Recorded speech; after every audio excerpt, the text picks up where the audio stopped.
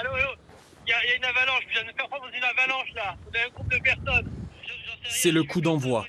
Pisteurs, gendarmes de haute montagne, médecins, secouristes, tous sont mobilisés pour porter secours à une dizaine de skieurs prisonniers sous la neige. Une mise en situation à la veille des vacances scolaires, alors que le risque d'avalanche est de 3 sur 5 à Isola 2000.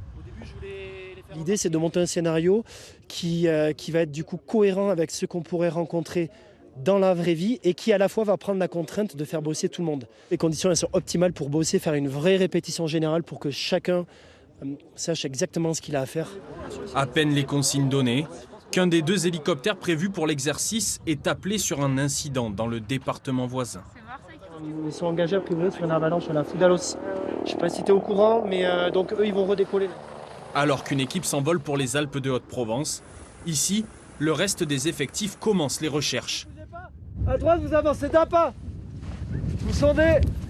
Le travail des sondeurs est primordial.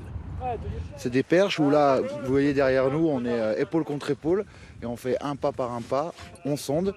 Et dès qu'on a un doute, on touche pas le sol, on a quelque chose de mou sous la perche, on a une équipe de pelleteurs qui arrive pour lever le doute.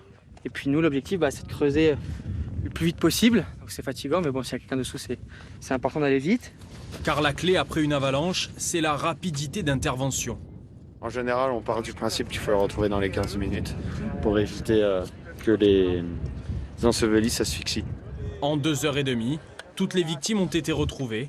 L'exercice a mobilisé 60 personnes.